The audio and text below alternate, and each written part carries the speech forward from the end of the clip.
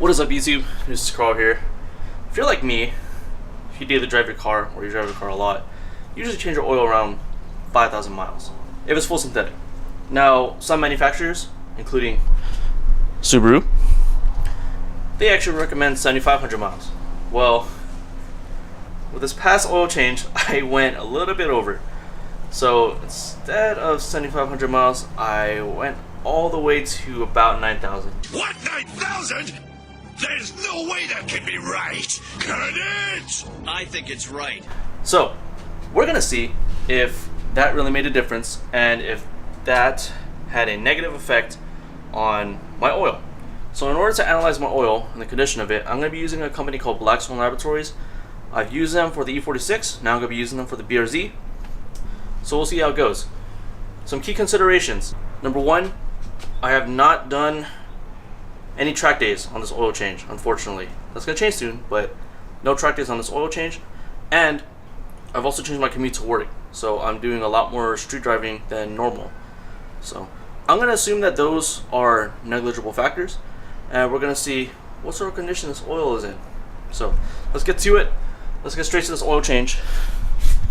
Should hopefully not take us to sundown. Oh, hello there. Good old E46. Alright, car is on jack stands. I got my little sample container.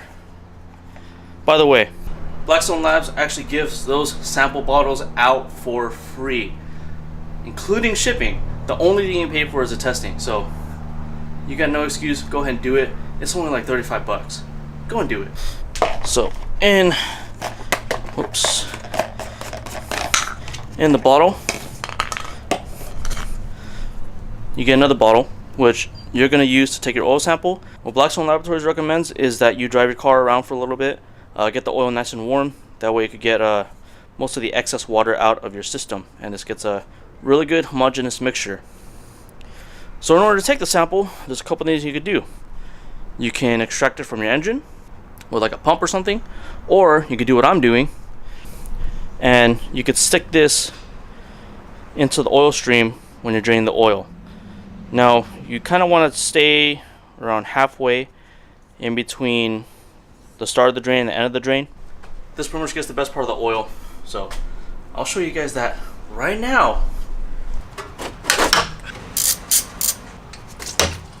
Okay, so I'm gonna let that go for a little bit.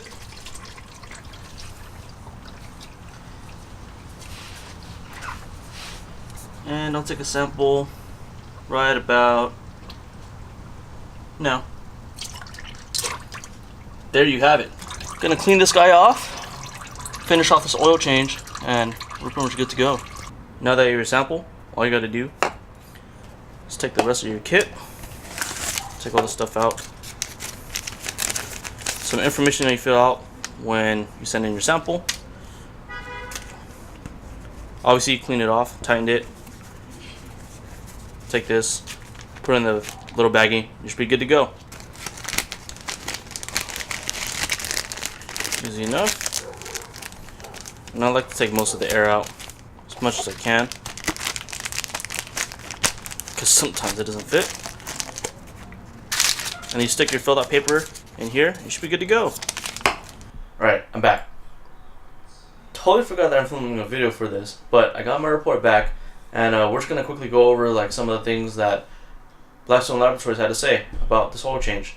So just going off of the comment section, thanks for the note about the increased street usage this time. Wear metals are once again in great shape, so the engine is handling normal driving duties just fine. Iron is a couple ppm higher compared to the first sample, which was a similar interval, but we're only talking about a couple ppm. That's not enough to worry about the parts wearing poorly. Some EBB, I have no idea what that is, and flow is expected from sample to sample. The viscosity is in the 5W30 range, and the oil shows nothing in the way of fuel or coolant contamination. Try 11,000 miles on the next oil. 11,000 miles, holy freaking crap, that is a really long interval on an oil change. I don't know if I want to try that this time, because in the next couple months I'm going to be taking the BRZ up to Buttonwillow, so that's more track usage on an extended life. I think I'm going to just I'm probably going to cut it at 8,000 miles. But so far, so good. Now, looking at the iron, like they were saying, it was only a couple ppm higher at 10 compared to the previous ones, 7 and 8. So, don't know what went on there. Don't know where that's coming from, but nothing too crazy there. Nothing that really catches my eye. So again, if you're unfamiliar with Blackstone Laboratories, they actually have a sample report on their website. You can go and check that out. That'll pretty much give you a breakdown of each of the elements that you see on this page right here, and really what those mean. And you know, you can pretty much analyze it for yourself. Now, I'm not gonna go line by this because that's pretty boring. I'm gonna go ahead and scroll down to the viscosities. So for this oil change, 55.1, it is within range. Notice on the first one, I got a 54.7 on my last 8,000 mile oil change, and that one was below. I'm assuming that's from track use. I'm not too sure. Same with the CST viscosity at 100 degrees Celsius. That one was at 8.68 compared to the unit location averages of 8.1 to 11.1. So again, it's still low for that first oil change, but on this one it looks good. Maybe the track use has an effect on the oil. Who knows? Maybe we'll see in the next one. Flash point looks good. Fuel percentage looks good. Antifreeze, water, insolubles, all looks good. So, looks like a good report. Gonna take that as a big thumbs up. I guess the lesson learned here is to trust but verify. Trust what the manufacturer's saying, but go ahead and verify it. Go ahead and send a sample to Blackstone Laboratories. See for yourself what's going on in your motor, because hey, you never know. Manufacturing defects, that kind of stuff, I don't know. Send a sample out. If you want more information, I've linked Blackstone Laboratories down in the description, along with their sample report. This video is by no means sponsored by Blackstone Labs, but I really do like what they're doing. I definitely recommend you guys try it out. Anyways, that is it for this video, guys. Make sure to leave a like, leave a comment down below, let me know what you think about this report, and guys, don't forget to subscribe.